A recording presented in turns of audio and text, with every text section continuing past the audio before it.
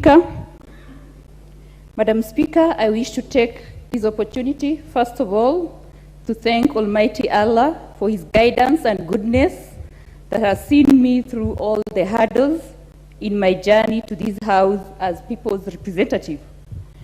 Madam Speaker, I also wish, in a special way, with so much humility, stand here to thank people of Isiolo for the honor, trust, and confidence they conferred on me by resoundingly electing me as their county woman MP against all odds. Madam Speaker, Isiolo people indeed demonstrated meaning of democracy in its truest form by electing me to 13th Parliament in an election that was intensely contested and strongly characterized by, sadly, not real issues affecting ordinary people, nor competencies on the part of candidates seeking leadership position, but narratives that were heavily informed by tribal, clan entitlements, endorsement, and formations that almost destroyed the social fabric on which Isiolo communities advance their well-being.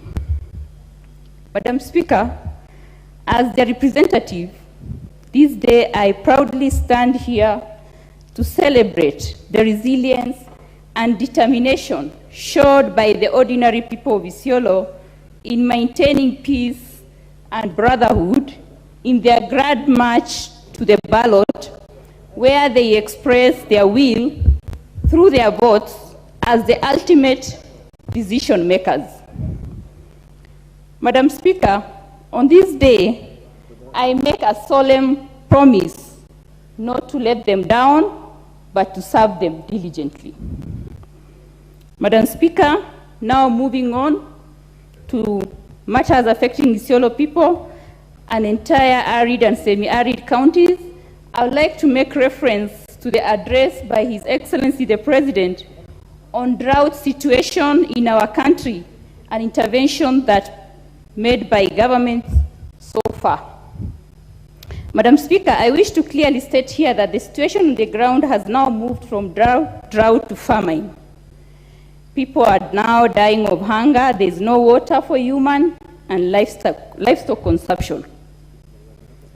Madam Speaker, while we appreciate the food that was flagged off by His Excellency the President, I wish to state here, looking at how the situation is evolving, a lot more action needs to be undertaken urgently to save human lives and livelihoods.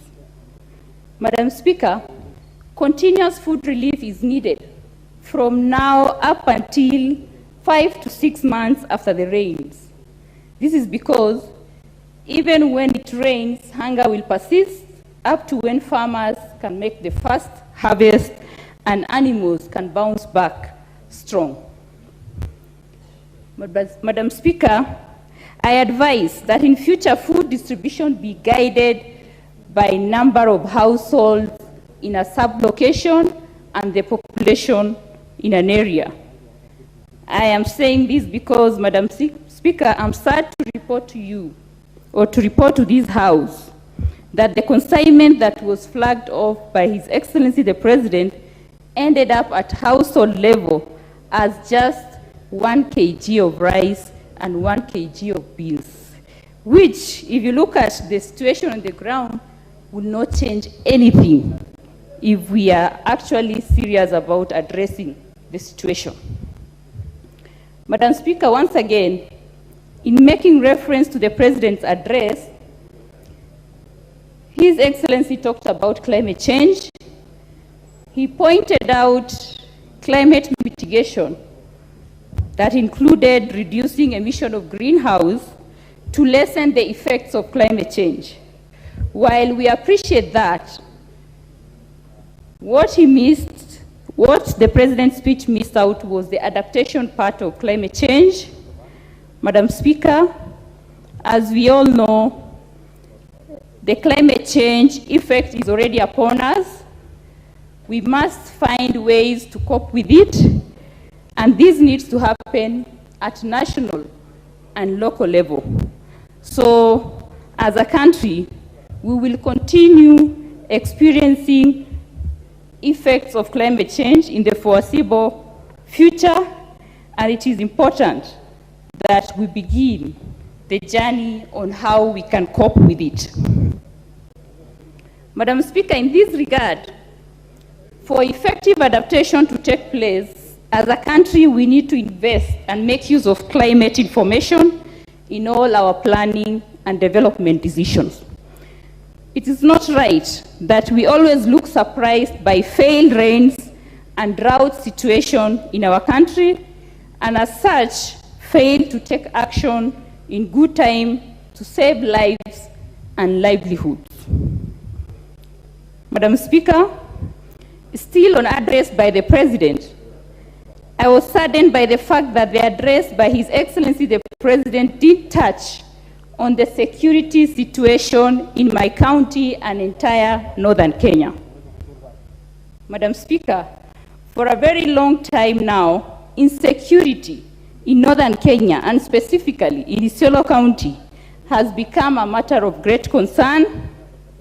For example, Merti sub-county has now turned out to be a battlefield where militias from Wajir, Marsabit, and Samburu East walk in at will, kill, maim, and drive off herds belonging to the locals with so much impunity.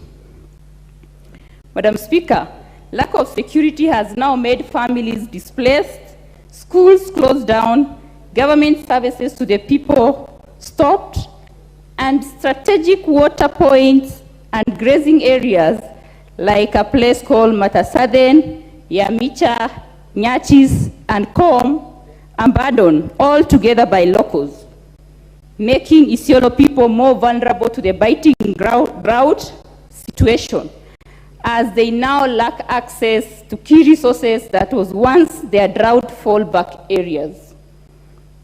Madam Speaker, a week hardly ends without an attack from these neighbors.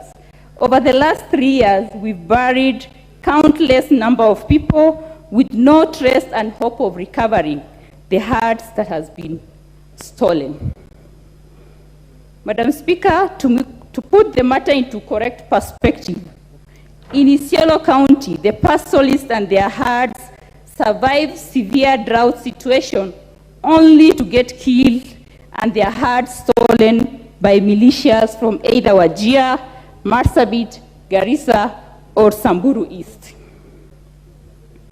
Madam Speaker, this has gone on unabated for far too long, and as a matter of urgency, it is time the state moves in to look into underlying drivers of this conflict with the intention to address the matter decisively and restore back respect for people's lives and their properties as guaranteed in our Constitution. Madam Speaker, as I conclude, I wish to make an appeal to the government, non-governmental organizations, well-wishers, and all Kenyans to remember Kenyans who are now starving to death and come together in Kenyan spirit like we've always done to save the situation. Thank you, Madam Speaker. Member for Kilifi North. Thank you very much.